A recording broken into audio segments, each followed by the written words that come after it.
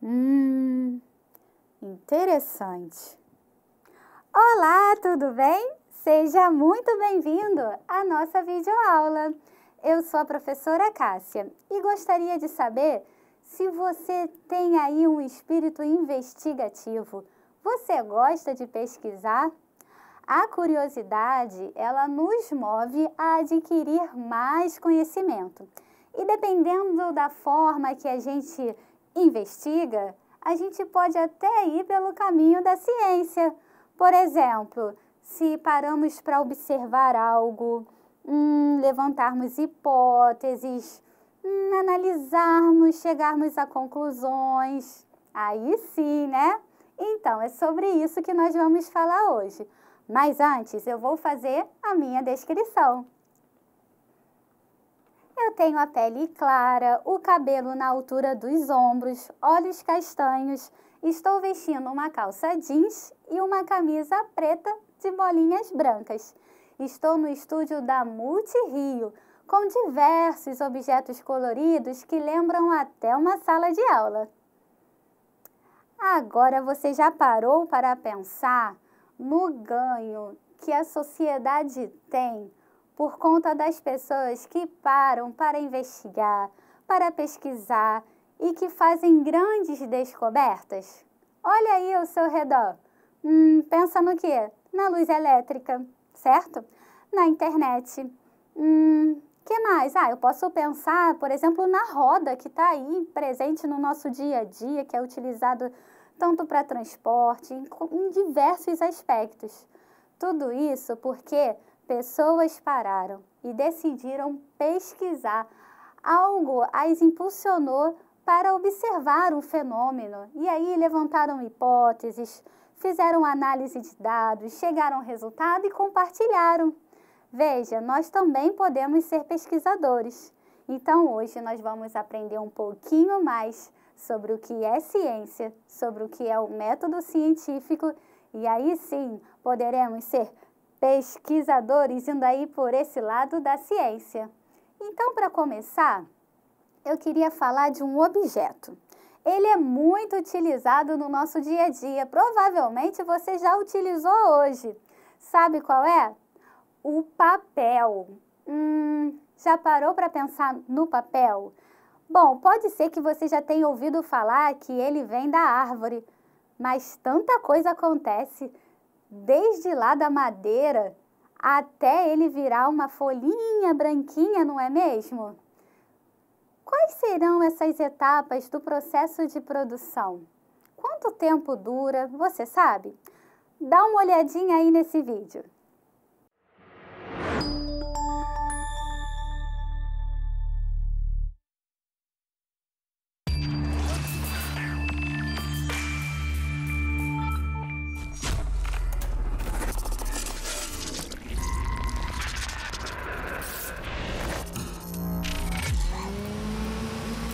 Ele foi inventado há quase 2000 anos.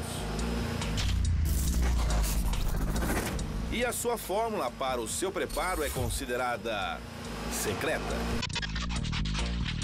Na atual era digital, muitas vezes chegaram até a declarar o seu fim. No entanto, nada em todo o nosso planeta tem um uso tão amplo e tão diversificado quanto o papel comum.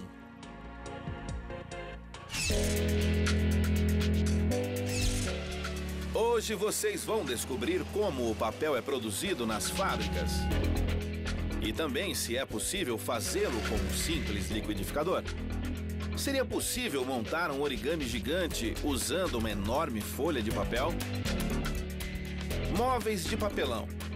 Como e quem os usa? Ainda veremos como são feitos os livros e cartões de pop-up. Tudo isso nesta edição de Experimentos. Você viu que apenas nesse trechinho do vídeo o apresentador faz algumas perguntas? Por exemplo, como o papel é produzido?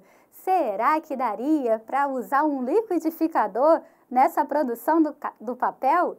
Será que seria possível fazer um origami gigante? Bem, além disso, ele levanta algumas questões sobre a produção de móveis, aqueles pop-ups, enfim. Ficou curioso para saber um pouquinho mais sobre esse processo? Fique tranquilo, é só acessar o link que está aparecendo agora na sua telinha e você vai poder ver todo esse vídeo e descobrir as respostas. Bom, também se você não conseguiu anotar, não tem problema. Esse link vai estar disponível lá no aplicativo RioEduca em Casa, nesta videoaula, na seção do Saiba Mais. Bem, já que já estamos falando em papel, vamos conhecer algumas curiosidades sobre ele? Vamos lá! 5 curiosidades sobre o papel. Foi inventado pelo jardineiro chinês Tsai Lan em 105 anos depois de Cristo. Para produzir 1 tonelada de papel, são necessárias 17 árvores. Uma família usa, em média, 6 árvores de papel por ano. O papel pode ser reciclado até 11 vezes em diferentes tipos de papelão. A indústria de celulose e papel utiliza uma grande quantidade de água durante o processamento de matérias-primas, aproximadamente 10 litros por folha. Vamos parar um minutinho para pensar na sustentabilidade? Dá uma olhadinha.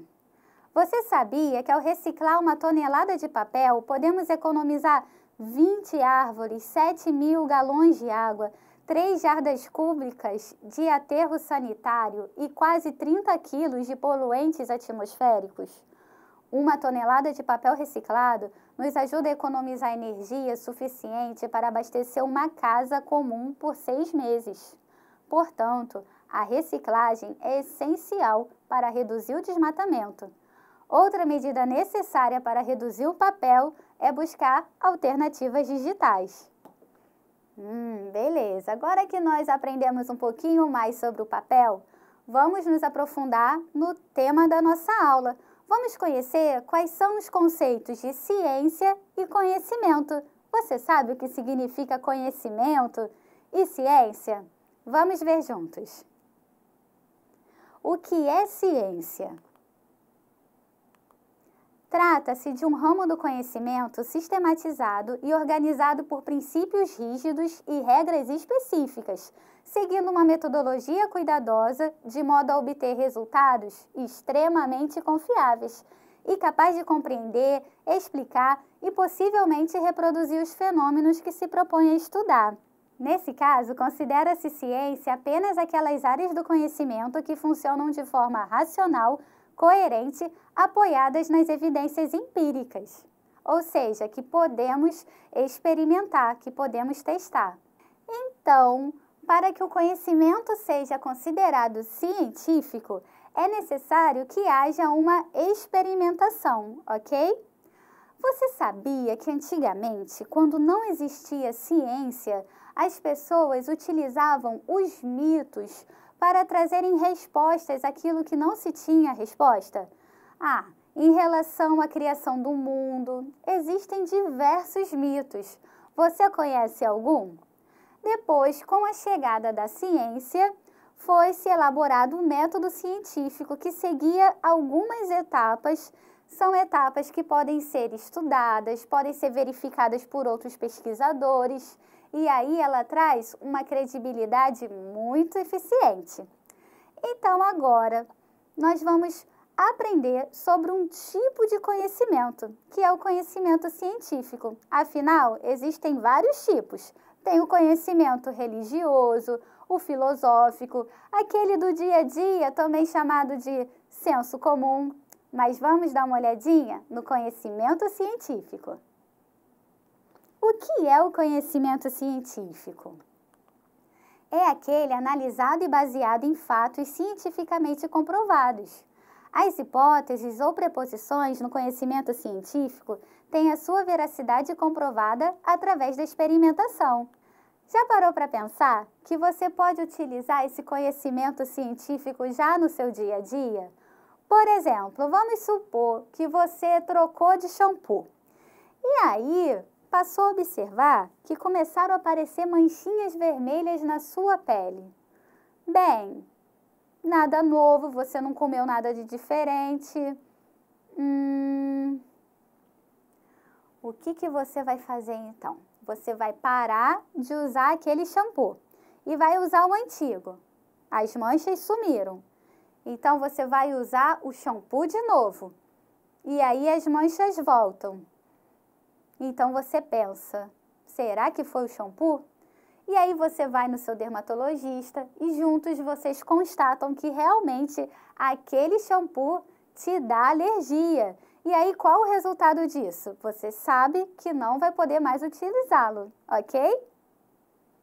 Bom, nós vimos aí na prática o exemplo aí do conhecimento científico, a aplicação dos seus métodos, mas vamos nos aprofundar? Vamos conhecer quais são as suas etapas? Vem comigo! Bom, você observou um fenômeno, que são as manchas vermelhas. Olha aí na prática. Depois, você elaborou a hipótese, será o novo shampoo? E, por fim, fez testes usando novamente o shampoo e indo ao médico. Com a conclusão, agora você consegue prever que terá alergia quando utilizar esse produto e deve, portanto, evitá-lo. Vamos sistematizar, então, quais são essas etapas. Em primeiro lugar, a observação. Em segundo lugar, a elaboração do problema, que é a fase do questionamento. Em terceiro, as hipóteses. Em quarto, a experimentação. Em quinto, a análise dos resultados. E em sexto lugar, a conclusão. É isso aí, pessoal. Agora que você viu as etapas do método científico, fica até mais fácil fazer umas observações mais aprofundadas. Esse ato da pesquisa ele é muito importante, porque além da gente fazer novas descobertas, podemos desenvolver coisas que já existem e isso pode ajudar em muito a nossa vida. Por exemplo, as vacinas são uma grande descoberta. Nós sabemos muito bem disso, mas sabia também que existe uma etapa para que essa vacina seja aprovada. Existem caminhos, passos bem criteriosos. Vamos conhecer um pouquinho mais sobre as vacinas? Vamos lá! Etapas do desenvolvimento de uma vacina.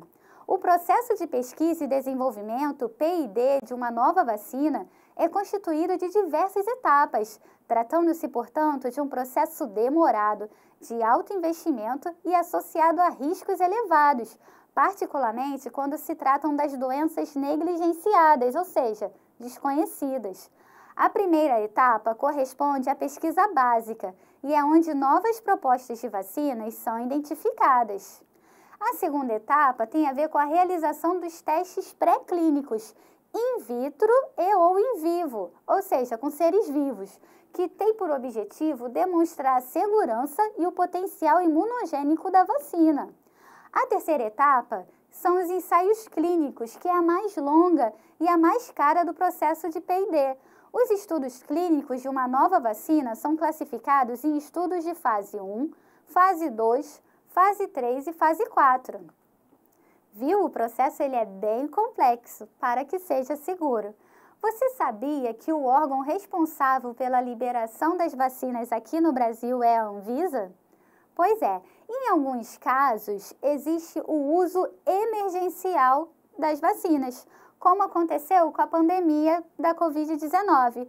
Vamos ver um pouquinho mais sobre o que significa esse uso emergencial? A autorização para o uso emergencial da vacina pode ser concedida pela Agência Nacional de Vigilância Sanitária, a Anvisa, em casos em que o benefício é maior que o risco. Com esse tipo de autorização, é possível dar celeridade à disponibilização de vacinas, que possam auxiliar na prevenção da pandemia da Covid-19.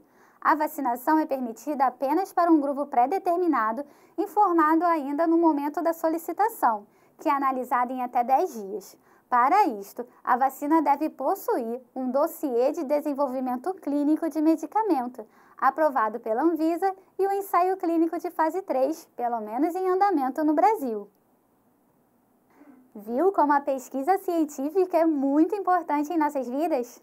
Nós já estamos caminhando para o fim da aula, mas antes vamos testar como é que estão os nossos conhecimentos científicos. Vamos lá! Você sabe quem criou a lâmpada elétrica? Isaac Newton, Thomas Edison ou Marie Curie? Vamos lá? Se você falou Thomas Edison, muito bem, você acertou. Próxima. Quem descobriu a gravidade? Essa é mais fácil, será? Charles Darwin, Galileu Galilei ou Isaac Newton? O que você acha? Bom, se você falou Isaac Newton, parabéns, foi ele mesmo. Agora, adivinha quem é? Ele não era um garoto comum. Aprendeu a falar apenas aos 4 anos de idade e era considerado um mau aluno pelos professores, porque tinha dificuldade em formular frases e não prestava atenção nas aulas. Albert Einstein, Stephen Hawking ou Nikola Tesla? Quem você acha? Ah, Albert Einstein, pois é, gente. Ele mesmo, Albert Einstein, foi um físico e matemático alemão. Entrou para o rol dos maiores gênios da humanidade ao desenvolver a teoria da relatividade. Bem, pessoal, hoje nós aprendemos um pouco mais sobre o que é uma pesquisa científica, quais são as etapas do método científico e agora vamos colocar em prática através do desafio que tenho para você. Elabore uma pesquisa utilizando as etapas do método científico que você aprendeu nessa aula. Escolha algo que você possa observar em seu dia a dia. Após realizar sua investigação, compartilhe o resultado com sua comunidade escolar. É isso aí, por hoje nós terminamos, mas não deixe de acompanhar toda a nossa programação. Até a próxima! Tchau, tchau!